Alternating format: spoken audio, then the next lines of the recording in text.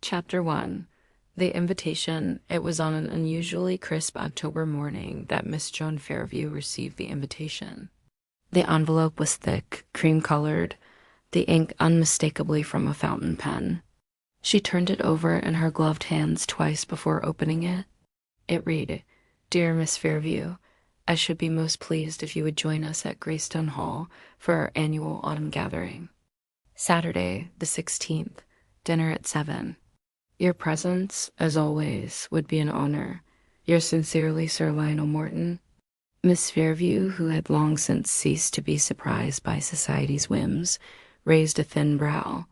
Greystone Hall, again. How long had it been? 15 years? 20? Her tea cooled on the table beside her as she stared out the window. Greystone Hall, where secrets were tucked into dusty curtains and polished over like silver trays, where things unsaid hung in the air like invisible cobwebs. She stood up and began packing at once. Greystone Hall had not changed. The great stone facade stood resolute under the graying sky, ivy clinging to its face like age to a dowager.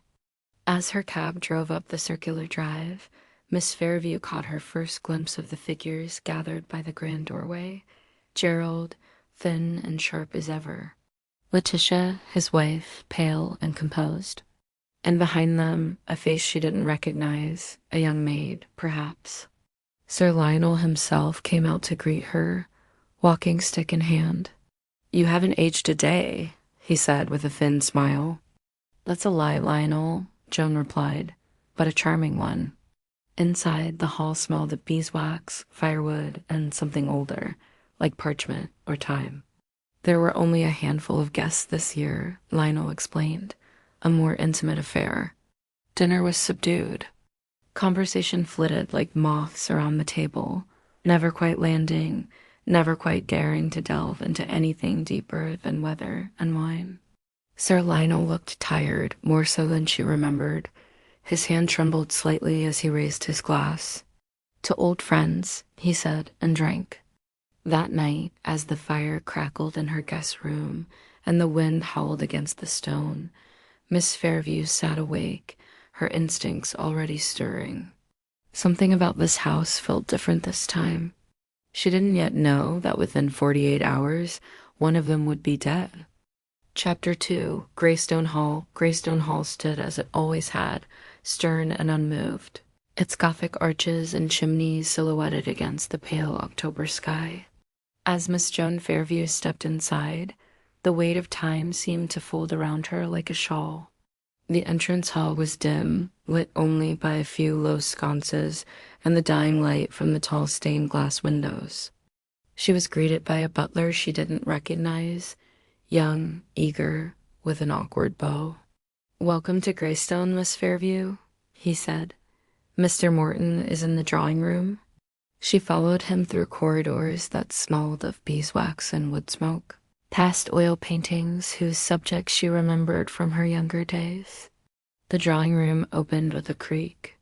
Sir Lionel rose from a velvet armchair, leaning on a heavy cane. His once imposing figure was thinner now, but his eyes, sharp, clever, still held their old spark. "You came," he said. "You always did know how to surprise me. And you always did know how to summon me at the most inconvenient times," Joan replied, though her voice carried the warmth of old affection. He poured her a sherry himself, a gesture too personal for the Lionel she once knew. That, too, she noted. "I've kept the guest list small," he said. "Just family, the doctor, and you." "I find large crowds quite tiresome these days." Joan arched a brow. "No grand society parade this year?" "No, something quieter. More final." She didn't ask what he meant. She'd learned long ago that when a man speaks like that, he either plans to marry or to die. And Lionel had never been one for matrimony. The guests arrived slowly. First came Gerald Morton, tall and stooped, his slicked hair more steel than black now. His handshake was dry, his smile tight. "Miss Fairview," he said with mechanical politeness. "A pleasure." His wife Letitia followed, draped in a dove-gray shawl that made her seem more like a statue than a woman. Her eyes flicked over Joan, polite, reserved, but curious. Dr. Grayson arrived just before dinner, bringing with him the brisk chill of the outside air. A large man with a booming voice and kind eyes, he seemed out of place among the quiet tension already beginning to settle over the gathering. I told Lionel he should be resting, not throwing a dinner, the doctor muttered as he handed his coat to the butler. Stubborn man. At dinner, conversation was stilted. Joan took careful note of the seating, Lionel at the head, Gerald at his right, Letitia beside him. She herself was placed across from the doctor. The meal was elaborate, but few ate with appetite. A maid, Mabel, her name was, moved silently between them, pouring wine, removing plates. She was perhaps 20, red-haired, with the skittish look of someone unused to such company. At one point, Lionel raised his glass. "Two old friends," he said again, as he had earlier. His voice was steady, but his hand trembled just slightly. Joan's eyes narrowed. After dinner, the guests retired to the library. A fire crackled, and Lionel dozed lightly in his chair. Joan found herself speaking with Letitia, who, once the polite shell cracked, turned out to be intelligent, articulate, and deeply bored. "I used to write poetry," Letitia said quietly, eyes fixed on the fire. "But in this house, silence seems the only appropriate language." Joan said nothing, only sipped her brandy. That night, in her guest room, she unpacked slowly, setting her travel clock beside the bed, smoothing out the creases in her shawl. She stood at the window a long while, looking down at the drive. Moonlight bathed the lawn in silver, and the trees moved restlessly in the wind. Somewhere below, a door closed softly. Not the front door, something inside.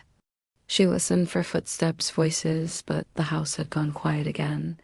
Joan didn't sleep much that night. Her instincts, honed over years of quiet observation, whispered that something was already beginning to unravel. She didn't yet know that someone had tampered with the bottle of port that Lionel had drunk from that evening, nor that the only person who had touched it was family. Chapter 3. Old friends. New tensions the next morning brought with it a light fog that crept through the grounds of Greystone Hall like a silent guest. Miss Fairview rose early as she always had, and dressed in a navy wool suit with a silver brooch shaped like a sparrow, one of her few sentimental items. She descended to the breakfast room, where only Letitia sat, her cup untouched. "Sleep well?" Joan asked, pouring herself tea. Letitia hesitated. "Well enough," she said. "This house, it echoes."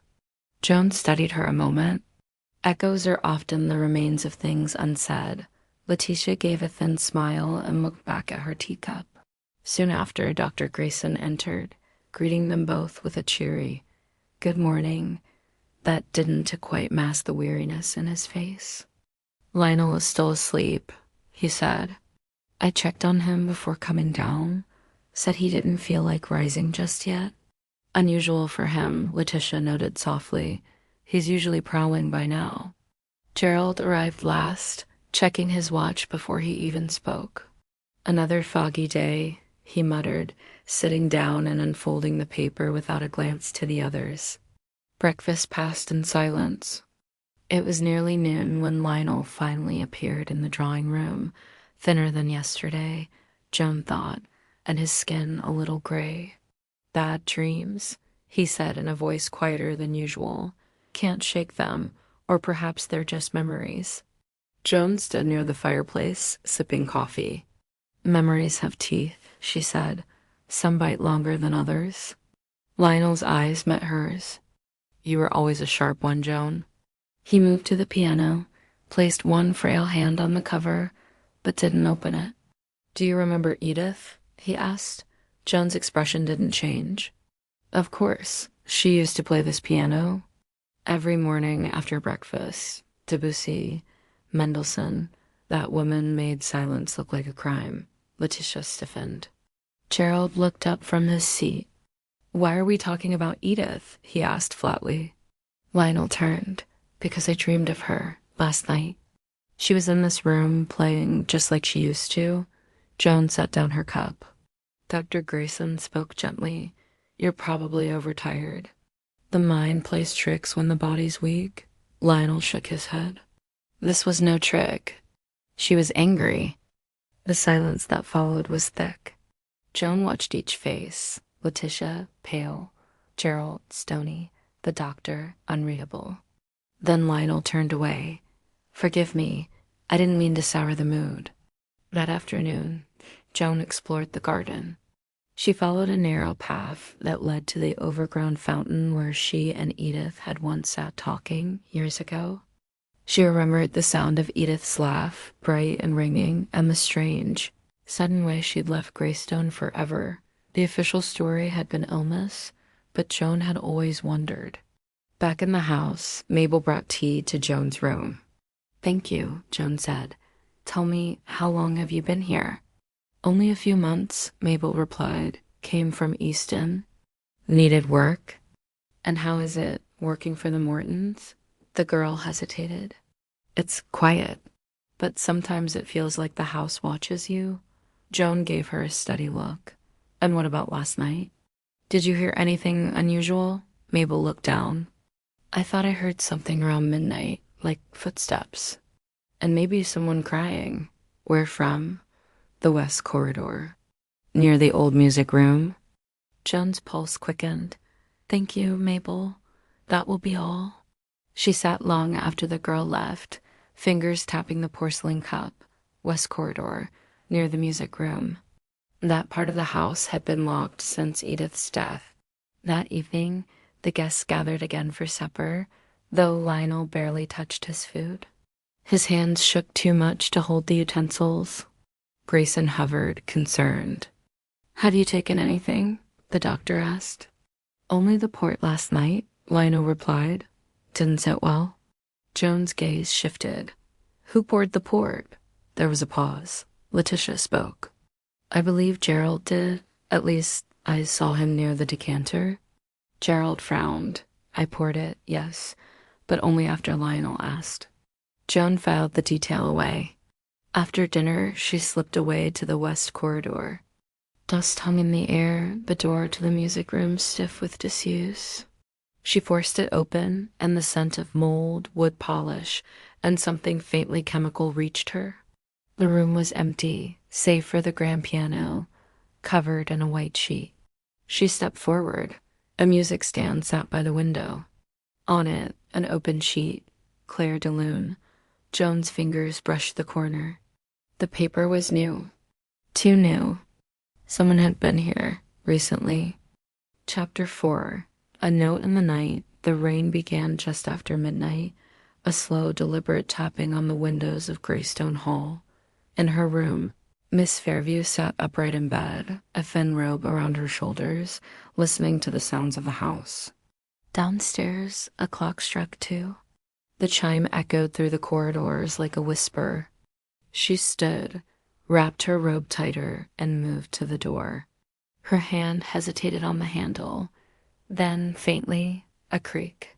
Floorboards shifting, somewhere along the west corridor. Joan moved silently into the hallway. The sconces had been dimmed, casting long shadows along the walls. Her feet made no sound on the carpet as she turned toward the music room. But this time, the door was ajar. She pushed it open. The room was empty, the piano still veiled. But something was different. The air was colder. The stand by the window, it no longer held the music sheet she had seen earlier. In its place was a folded piece of paper. She stepped forward and opened it carefully. Typed, not handwritten. Some things were meant to remain buried. Leave before it begins again. Joan stood very still. No signature, no explanation, but the implication was clear. She folded the note and slipped it into her robe pocket, then turned and quietly made her way back to her room, not to sleep, but to think. The morning brought no clarity, only more silence. Lionel did not come down for breakfast. Dr. Grayson, pale and unusually quiet, excused himself and went upstairs to check on him. Joan waited with the others, Letitia tense, Gerald unreadable. Mabel moved nervously between the table and sideboard, clearly sensing something amiss. 10 minutes passed, then 20. Finally, the doctor returned. His face was ashen. "I'm afraid. Sir Lionel is dead." The words fell like glass on tile. Letitia's hand flew to her mouth. Gerald stood rigid, jaw clenched. "No," Letitia whispered. "No, we only spoke last night," Grayson nodded gravely. "He died in his sleep, sometime during the night." Joan rose slowly. "Are you certain of the cause?" "I am not," the doctor replied. "And that troubles me more than I can say." By midday, the police had arrived. Inspector Harcourt, a lean man in his early 50s, with graying hair and the weary air of someone who had seen too much, took charge. He asked questions, made notes, and examined the bedroom with the clinical calm of a surgeon. The decanter of port was taken for analysis. So were Lionel's glass and the pills by his bedside. Joan observed him closely. Harcourt was methodical and not inclined toward dramatic conclusions. Later that afternoon, he joined her in the library. "You knew him well?" he asked. "We were young together," Joan replied. "I knew his first wife, his habits, his pride." "And you suspect this was not natural?" "I suspect timing," she said. "I suspect coincidence. And I never trust either." Harcourt considered that. "We found something curious in his desk drawer. Thought you might like to see it." He handed her a small envelope, inside an old letter. Joan unfolded it slowly. It was dated 10 years prior. "Dear Lionel, I cannot stay here, not after what I've seen. You may think you've silenced the truth, but one day it will surface, whether you want it to or not. E." Joan stared at the initial, E. Edith. She looked up. "Did he keep this hidden?" Harcourt nodded. "Locked in a drawer." Key was around his neck. Joan's eyes narrowed. Then from the hallway a shout and the crash of something falling. She and Harcourt ran to the drawing room. Letitia stood there, pale, pointing to the wall. The portrait of Edith Morton, long since removed, was hanging again. No one admitted to putting it there. Chapter 5. The morning after Inspector Harcourt's investigation began in earnest that morning. Greystone Hall was no stranger to grief, but this was something different. An invisible tension clung to the halls like mist, and everyone inside the house moved more carefully, more quietly. Sir Lionel Morton's body had been moved to the library, placed respectfully on a chaise longue until the coroner arrived. Outside, the autumn rain drummed steadily on the windows, soft and rhythmic, a funeral march in miniature. Miss Fairview sat across from Harcourt, who reviewed his notes by the fire. "No sign of forced entry," he said, tapping the paper. "No footprints beyond what we expect. No tampering with the food, but the port," Joan said. "He said it didn't sit well." "Could something have been added? We're testing it now." "But even if it was, we must ask, who had the opportunity?" Joan nodded slowly. "And who had the motive?" In the dining room, Gerald stood at the window, smoking a cigarette he barely touched. Letitia sat nearby, her hands twisting a handkerchief into knots. "You don't believe he simply died in his sleep?" she said at last, not looking up. Gerald didn't answer right away. Lionel was old, but not that old. And he was too careful with his health? Letitia gave a faint shiver. "Do you think it was the will?" Gerald turned to her then sharply. "What do you mean?" "You know what I mean," she said. "He changed it. He told me." "When?" "2 days ago, before the dinner. He said he wanted to correct an old mistake." Gerald's jaw tightened. "Did he say who it favored?" "No, just that it would be unexpected." Neither of them spoke for a moment. Then Letitia added very quietly, "It wasn't me, Gerald." "If that's what you think." Meanwhile, in the servants' wing, Joan spoke with Mabel, who stood stiffly beside a row of coats. "Did anyone go into the master's study yesterday?" Joan asked. Mabel looked hesitant. I don't think so. Only Mr. Morton and the doctor once. But only to check on Sir Lionel? No other visitors?" Mabel hesitated. "Well, I did see Mrs. Morton standing outside the door once.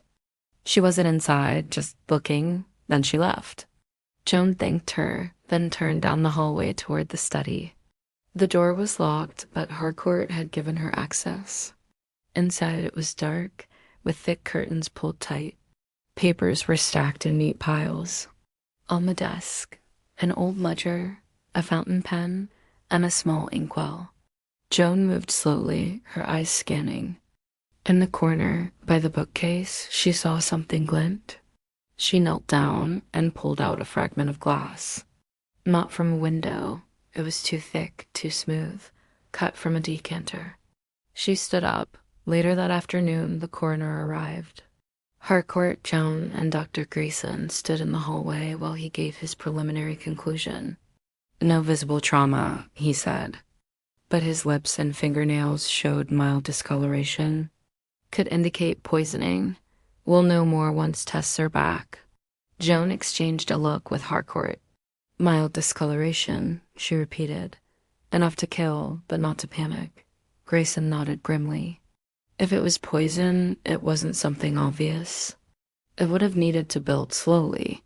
Something bitter, masked in wine, perhaps." Joan spoke softly, or port. That evening, Letitia did not come to dinner. Mabel brought word that she had retired early. Gerald, however, remained, and for the first time, he seemed shaken. "She loved Lionel in her own way," he said unexpectedly over soup. He gave her a sense of place, stability, that mattered to her. Joan tilted her head. "You speak as though she's not here." Gerald didn't answer. Joan studied him. "You were very certain about the decanter," she said, "but were you the last to use it?"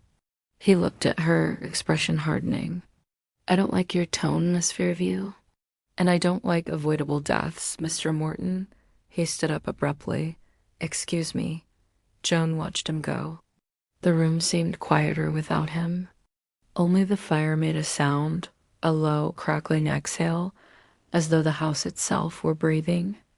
Chapter 6. Cause for concern. The morning air was thick with fog, swallowing the hedges and making the statues in the garden appear like ghostly sentinels.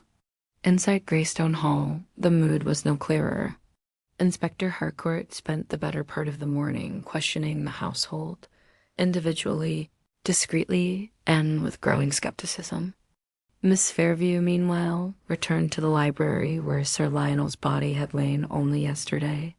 She stood before the empty chaise longue and imagined him there, not just in death, but in the stillness before it. What had been his last thoughts? Regret? Relief? Or something much darker? Her thoughts were interrupted by Harcourt entering with his notepad. "I've spoken to each member of the household," he said. "Everyone recalls seeing the port bottle on the sideboard, but no one admits to pouring it except Gerald." Joan folded her hands. "Which makes him either very honest or very clever." Harcourt smirked. "There's something else." He pulled a small envelope from his coat. "This was delivered to the station yesterday morning. No return address." Inside was a typed note. "The death at Greystone is no accident. The will is the reason. Ask about the night Edith disappeared."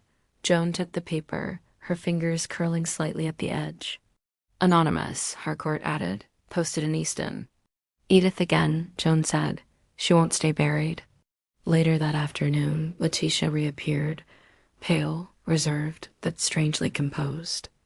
Joan caught her alone in the conservatory, among the overgrown vines and the soft ticking of an old pendulum clock. "Mrs. Morton," Joan said gently, "may I ask you something personal?" Letitia hesitated, then nodded. "What was your relationship with Sir Lionel?" Truly, Letitia's eyes didn't waver. Respectful, distant, he was never unkind. But he wasn't the kind of man who allowed affection. "Yet he told you about the will." Letitia's lips parted slightly. He didn't say I was in it. He said there was something he needed to put right, something he should have done long ago. Joan stepped closer. Did he mention Edith? Letitia nodded. Only once. He said he'd failed her. That evening, the coroner's report arrived. Poison confirmed. It had been a rare compound, chloral hydrate, a sedative in small doses, lethal in large ones. Harcourt summoned the household once more and read the results aloud. Letitia gasped softly. Gerald's mouth twitched. Dr. Grayson closed his eyes. Only Joan remained still. This was not a suicide, Harcourt said. Someone administered the substance, most likely in the port. He turned to Gerald. You were the one who poured it. I told you I did, Gerald said, but I didn't tamper with it. The bottle was already opened. By whom? Harcourt asked. Gerald said nothing. Joan watched Letitia, whose hands trembled slightly now. I didn't know about any poison, she whispered. I thought he'd just passed away. I didn't want to believe otherwise. Harcourt pressed on. And you, doctor, was there anything in Sir Lionel's medical condition that could have hidden these symptoms? Grayson shook his head. No, nothing. If I'd known, Joan spoke then. What if the port wasn't meant to kill immediately? What if the killer thought it would only make him ill? Everyone turned toward her. To create a delay, she said. Long enough for the will to be irrelevant. Letitia looked up sharply. What do you mean? I mean, Joan said slowly, that the new will may never have been filed. And if it wasn't, the old one stands. They all froze. Gerald turned pale. Joan's voice was cold now. And under the old will, I believe you, Mr. Morton, are the sole heir? Chapter 7. The Will. The solicitor arrived the next morning in a rattling black motor car that looked as though it had been built the same year Queen Victoria died. A gaunt man with watery eyes and tobacco-stained fingers. Mr. Alfred Cresswell had handled the Morton family's affairs for nearly 4 decades. He was greeted at the door by Harcourt and immediately ushered into the drawing room where the household had once again assembled. The air was still. Even the fireplace, now little more than embers, seemed to listen. Let me be clear, Cresswell said, settling his glasses on his nose. Sir Lionel summoned me last week with the intention of altering his will. That much is true. Letitia clasped her hands tightly in her lap. But, Cresswell continued, he had second thoughts. A murmur passed through the room. He called me again the following day. Told me he'd had doubts, that he needed more time.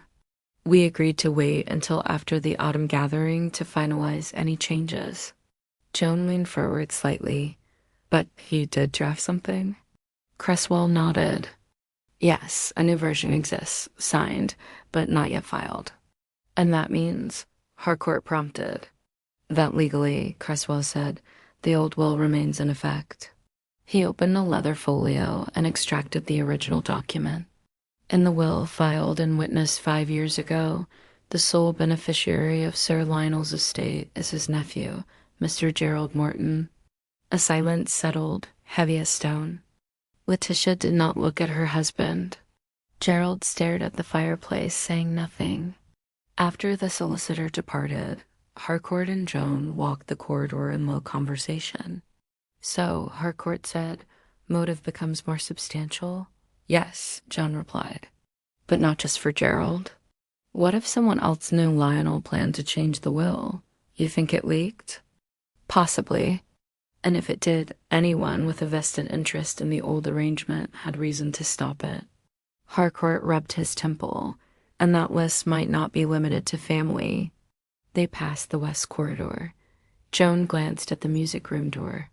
I'd like to speak with Mabel again, she said. Privately. Mabel met her in the linen room, nervously fidgeting with the edge of her apron. I didn't mean to stir up anything, the girl said quickly. You haven't, Joan replied calmly. But I need you to be completely honest with me.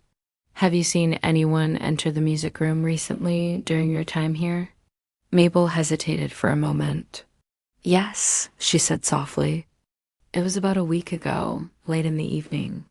I was polishing the silver and I noticed someone, tall, wearing a dark coat. Did you recognize who it was? No, but I heard him humming. Just a bit. A tune I didn't know. Joan paused. What kind of tune was it? Gentle, like a lullaby, but kind of sad. That evening, as rain slid down the windows in quiet sheets, Joan sat alone in the music room. The air still carried the scent of damp velvet and aged wax. She opened the piano bench and checked the sheet music inside. To her surprise, she found several loose pages, worn but mostly intact. One had been torn from a notebook. In the margin, a name, E. Morton, Edith. Joan brought it back to her room and began to examine it more closely. It was a musical composition, a short solo for piano. But the handwriting, it wasn't like the letter Inspector Harcourt had discovered. This one was tighter, more precise. Almost clinical, the hand of someone trained. Joan remembered something Gerald had said during dinner. He gave her stability. He wasn't talking about Letitia, she thought. He meant Edith. She recalled Lionel's words to Letitia, that he needed to fix a mistake from long ago. Could that mistake have been related to who would inherit? Later that night, Joan passed Gerald in the hallway.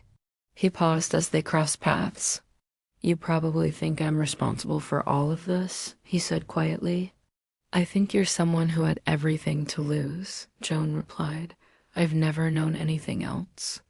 And then, without another word, he walked away. Chapter 8. Beneath the surface, the next morning was pale and cold. Frost had formed overnight, making the hedges outside look silvery and still. Greystone Hall, however, felt darker with each passing hour. Joan Fairview sat in the drawing room with a notebook in her lap. In front of her was the typewritten message found earlier. Some things were meant to remain buried. She kept returning to that sentence, not because of what it said, but because of how it was written. It didn't feel like a threat, more like a message meant for someone who would understand. The paper was fresh. The language, formal, measured, reminded her of Lionel, someone raised under discipline, or tired of it. Inspector Harcourt stepped into the room. I checked the letter Edith wrote, he said. The one found in Lionel's desk. It was never mailed. Joan looked up. So he kept it? Either that, Harcourt said, or he decided no one should see it. Joan nodded slowly. Do you still believe Edith chose to leave? He shook his head. I don't think that anymore. That afternoon, Joan took a walk through the gardens. The fountain near the greenhouse was still running, a soft trickle that reminded her of the quiet moments in the house, the ones that now felt more important than the conversations. Near an old wooden bench, she noticed a patch of ground that looked slightly different from the rest. Not freshly disturbed, but clearly not left untouched for years either. She crouched down and moved some leaves aside. Just under the surface, something caught the light, a small metal box. Joan opened it carefully. Inside were a few simple items, a necklace chain, a ribbon, and a folded piece of paper. It was dated from many years ago. If you found this, then you should know something important happened here. Edith didn't leave because she wanted to, and someone in this house remembers that. M.W. Jones studied the initials. M.W. Could it be Mabel Wilkins? She considered the handwriting. No, too refined. This message had been written by someone older. She headed straight back to the house. In the hallway behind the kitchen, Joan found Mabel polishing silverware. Mabel, she asked, showing the note. Do these initials mean anything to you? Mabel looked surprised. They're not mine, she said, but my mother's name was Margaret Wilkins. She worked here before I did. Joan's voice was gentle. Did she ever talk about why she left? Mabel nodded slowly. Only a little. She said something didn't feel right anymore, that it was better to move on. Joan glanced again at the message. The year on the note, it matched the time Edith left the household. That evening, Joan sat with Harcourt and shared what she had found. "This note changes things," she said. "Someone knew more than they were willing to say." Harcourt read the message again. "And if it's real, this secret has been held for a long time." Joan looked out the window. "Maybe even by more than one person?" She didn't say the names she was thinking of, not yet. But her mind was already connecting the final pieces. Downstairs, Gerald stood alone at the piano. He pressed a single key, letting the tone fill the quiet room.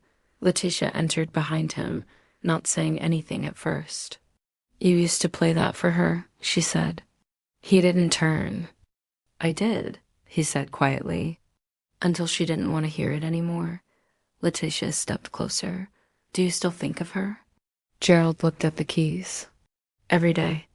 Chapter 9. Echoes from the past. Joan sat late into the night at the old escritoire in her guest room. The letter from Margaret Wilkins laid carefully beside her teacup. The small tin box, with its rusted hinge and its haunting contents, rested nearby like a relic from a forgotten tomb. The ribbon, once ivory, had browned with age. The necklace was cheap but personal, a keepsake, not a trinket. She was pushed away. The words rang again and again in her ears. The next morning, Joan requested a private conversation with Dr. Grayson. They met in the empty study, the fire just starting to crackle in the grate. "Doctor," she began, "how well did you know Edith Morton?" Grayson looked up, surprised. "Not well," he said. "She kept to herself, but she was different. Quietly brilliant, sensitive. She didn't do well in that house. Was she ill?" Joan asked pointedly. Grayson paused. "I never treated her. Not once. By the time they told me she was unwell, she was already gone." Joan leaned forward. "And no certificate of illness? No funeral? None that I ever signed? Then why did no one question it?" Grayson looked away. "Because Lionel said it was a private family matter, and Lionel was not a man you questioned." After lunch, Joan found Letitia alone in the upstairs hallway. Standing before a small oil painting, a view of the coast, gray waves curling under stormy skies. "Letitia," Joan said quietly, "I know about Edith." Letitia stiffened. "What do you know?" "I know she didn't leave voluntarily. And I know Margaret Wilkins, Mabel's mother, saw something. Enough to make her bury the truth." Letitia turned, her eyes wide. "You found her letter?" Joan nodded. Letitia bit her lip. "I didn't know she'd written anything, but I remember the night she left. She was crying." "Why?" Joan asked gently. "Because," Letitia whispered, "she told me she'd heard Lionel shouting, that Edith was going to ruin everything. That she had to go." Joan stepped closer.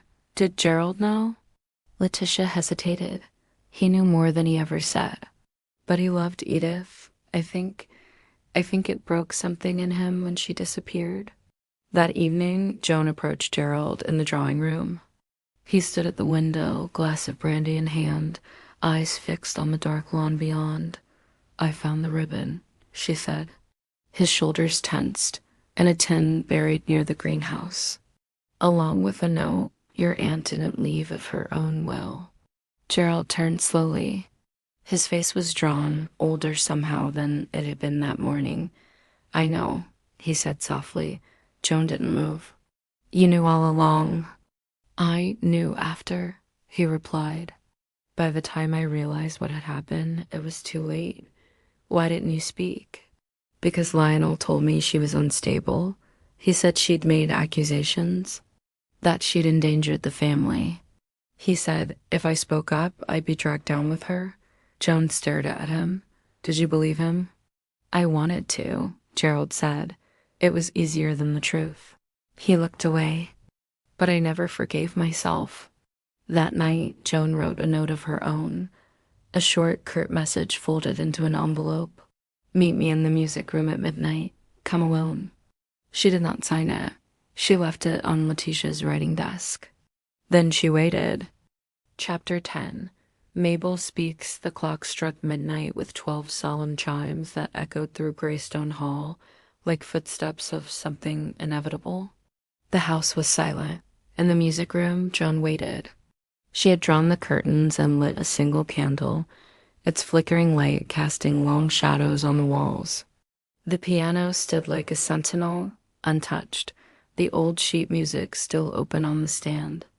At 12:05, the door creaked open. Letitia entered, alone, her hair wrapped in a silk scarf, a robe drawn tightly around her. "I thought it might be you," she said quietly. Joan gestured to the chair across from her. Letitia sat without a word. "You knew Edith was never sick," Joan said. Letitia nodded slowly. "I suspected, but I didn't know until after Lionel died." Joan studied her. "Why didn't you come forward then?" "Because I thought it would destroy everything Gerald had left," she said. "He's not a cruel man, Miss Fairview, just a broken one." Joan folded her hands in her lap. "I believe you. But someone in this house poisoned Sir Lionel, and if it wasn't Gerald—" Letitia's voice dropped to a whisper. "Then it was someone who knew about the will." Joan leaned forward. "Or about Edith." Letitia looked up sharply. Before Joan could say more, the door opened again. It was Mabel. She stood in the doorway, trembling, clutching something in her hand. "I didn't know who to tell," she said. "But I saw something." Joan motioned her in. Letitia rose and gave her space. Mabel stepped forward and placed a small item on the piano lid. A bottle, half full, its label torn. "I found it behind the scullery cupboard," she said. "Hidden. I wasn't going to say anything, but I heard you talking about Miss Edith." Joan took the bottle carefully, chloral hydrate.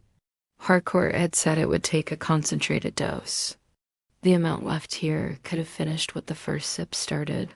"Why were you in the scullery?" Joan asked. "I heard crying," Mabel said, 2 nights ago. I thought it was Mrs. Morton, but it was Mr. Morton. He was in the dark, just sitting there, holding this." Letitia's eyes widened. "He never told me." Joan's voice was calm. "He didn't know what to do with it." Mabel looked at her. "Do you think he—" Joan shook her head. "No. If Gerald had wanted Lionel dead, he would have destroyed the bottle, not hidden it." She turned back to Letitia. "Who else had access to the scullery?" Letitia hesitated. "Anyone could, really, but only one person spends time there every day." Joan narrowed her eyes. "Who?" Letitia's voice was barely audible. "Dr. Grayson." The revelation hung in the room like fog. Joan dismissed Mabel gently, promising to keep her safe. Letitia followed after, still pale, still silent. Left alone, Joan placed the bottle beside the sheet music and stared at it. She thought back to Edith, to her voice, her laugh, her sudden disappearance. And she thought about Grayson and his concern, and the way he'd spoken of Edith's instability in passing. It had been too easy, too prepared. She would speak with him tomorrow. Meanwhile, in the dim hallway outside, Mabel turned a corner too fast and collided with someone. She gasped. Dr. Grayson studied her. "Careful," he said. But his smile didn't reach his eyes. Chapter 11. A quiet arrangement the next morning brought clear skies, though the mood within Greystone Hall was far from calm. Joan took the morning to reflect, gathering her thoughts before heading to the study. There, Inspector Harcourt was already reviewing notes. Joan set a small glass bottle on the desk. "This was found behind a panel in the scullery," she said. Mabel noticed it. Harcourt looked at it closely. "So it was intentionally hidden." Joan nodded. "Whoever left it there didn't want to remove it entirely, but didn't want it seen either." "Do you have someone in mind?" Harcourt asked. "I prefer to speak to Dr. Grayson before saying more." Dr. Grayson entered the study soon after, his expression composed. Joan invited him to sit. "We need your help with something," she said. "Have you ever seen a bottle like this?" Grayson examined it. "Not recently," he said. There was a time long ago when something similar was stored, but it's been missing for quite some time. You work near the area where it was found, Harcourt added. Grayson nodded. Yes. Joan continued. There was a moment several years ago when someone here asked you for assistance. Quietly. Is that right? Grayson paused. She wished to leave, he said. Not because of danger, but because she believed it was best for her peace of mind. I respected that. She didn't want anyone else to know. Joan asked. No, he replied. It was something she preferred to keep between us. Even from Gerald? She thought he might try to convince her otherwise. Joan nodded slowly. And this bottle? It may have once been part of supplies I kept during my visits, Grayson said, but it was never meant for any harmful purpose. And I didn't know it was missing until now. Harcourt stood. This adds context, though not conclusions. Grayson looked at Joan. I've tried to respect her privacy. That's all I can say, Joan responded gently. Then let's make sure her wishes remain intact. Chapter 12. The missing sheet. The sky had darkened again by afternoon, and the first signs of an autumn storm rolled quietly across the hills. Inside Greystone Hall, however, the real turbulence was unfolding in silence. Joan sat in the music room once more, the candlelight flickering across her notes. The pages from the tin box were spread on the floor before her, along with the score Edith had written, the one found days ago on the stand, but something gnawed at her. She opened the bench beneath the piano and began to sort through the stack of music. Chopin, Debussy, Schubert, all expected. But something was missing. Clair de Lune. It had been there before. Joan had seen it, open on the stand. Now it was gone. She stood alert. Someone had removed it, and they had done so after she'd found the buried note. She went straight to the library, where Harcourt was seated with Gerald Morton, who now looked more gaunt than ever. Inspector, Joan said, I believe something's been stolen. Harcourt sat up. What? A specific piece of music. Debussy's Clair de Lune. It was on the stand in the music room the night before Lionel died. Now it's gone. Gerald looked up slowly. What does a piece of music have to do with anything? Joan answered him evenly. Because I believe Edith left something behind in it. Gerald's brow furrowed. A message? No, a clue. They searched the music room together, Joan, Harcourt, Gerald, and Letitia, but the score was gone. Not misplaced, removed, deliberately. It must have been taken yesterday, Joan said. Or this morning. Letitia hesitated, then turned to Joan. There's a cabinet in Lionel's study, locked. He kept certain personal effects there, letters, documents. Sometimes music he didn't want others to see. Why music? Joan asked. Letitia offered a bitter smile. Because Edith played, and Lionel hated being reminded of her. The study was dusty, the fire cold. Joan examined the cabinet Letitia had described, a low oak piece beneath the windowsill. The lock was old-fashioned, but Harcourt pried it open easily with a small blade. Inside were a few aged papers, a silk handkerchief, and, at the very bottom, a missing score. Clair de Lune? Joan took it out gently and flipped through it. Nothing seemed unusual at first until the third page. A note, scribbled faintly in pencil, was visible only under strong light. She held it close to the fire. If anything happens to me, show this to Joan Fairview. She will know what it means. Letitia gasped softly. Gerald leaned in, his face pale. Harcourt raised an eyebrow. And what does it mean? Joan studied the page. The music has a mistake, she said. Pardon? Harcourt asked. A deliberate error.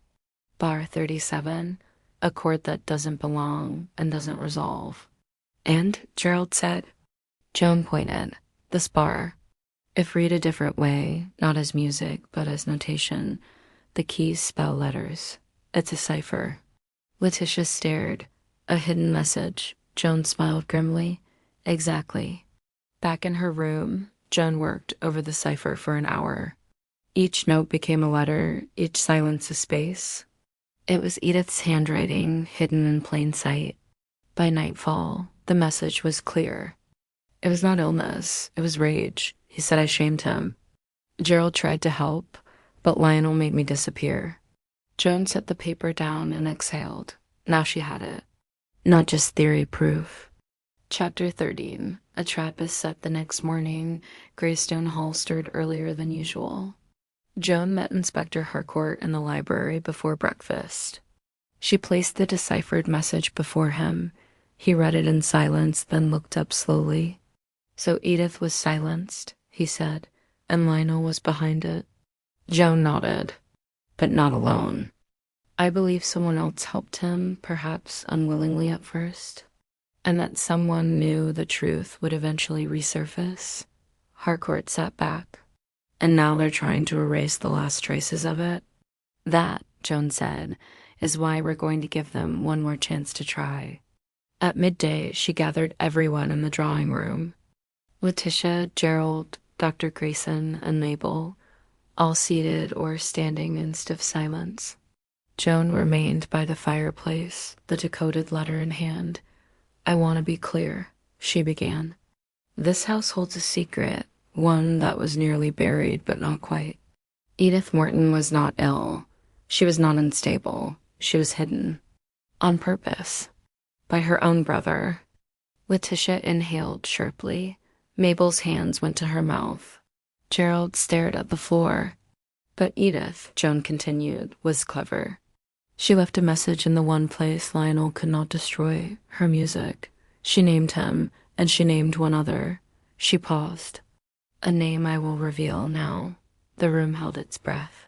Joan took a step forward but said nothing. Instead, she watched. And waited. It was not Grayson who flinched, nor Gerald. It was Mabel. Not fear, panic. She turned, stumbled back, knocking a side table. I didn't mean to, she began. Joan stepped forward, voice firm. Miss Wilkins, you found more than that bottle, didn't you? Mabel's eyes brimmed with tears. He told me it would ruin everything. That if people knew what Edith had done, what Lionel had done, Joan corrected. Mabel shook her head. It wasn't just him. It was me. I helped him the night she disappeared. Silence fell. I was only a child, she sobbed. I was 10. My mother was a maid. I saw him carry something, someone, down to the cellar. I never told. But when I came to work here, I found her ribbon again. And then I found the bottle. Harcourt stepped in gently. Mabel, did you poison Sir Lionel? She shook her head violently. No, I wanted to. God help me, I did. But I couldn't do it. I only hid the bottle. I thought if it was found, someone would ask questions. Someone stronger than me? Joan approached her, soft now. And did anyone else know you had it? Mabel nodded, eyes wide. Yes, Mrs. Morton. All eyes turned to Letitia. She stood still, pale, silent. Later, in the study, Letitia sat across from Joan and Harcourt.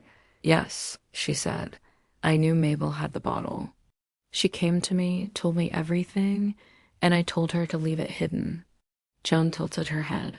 Why? Because Lionel deserved it. Every moment of fear, every hour Edith spent trapped somewhere alone, he earned it. I didn't poison him, but I didn't stop it either. She looked up at them both. And I'm not sorry. Chapter 14. Truth in the music. The storm finally broke that night. Rain lashed the windows, and wind howled through the chimneys like the wail of something long buried and now remembered. In the music room, Joan lit a final candle and sat at the piano, not to play, but to listen. She opened the sheet music Edith had written, the piece found in the cabinet marked with the cipher. She placed it gently on the stand and let her fingers hover above the keys. Then she began to play. The notes, quiet at first, built slowly, the haunting melody drifting through the hall like smoke. Gerald entered quietly and stood near the door, saying nothing. At bar 37, the bar with the mistake, Joan paused.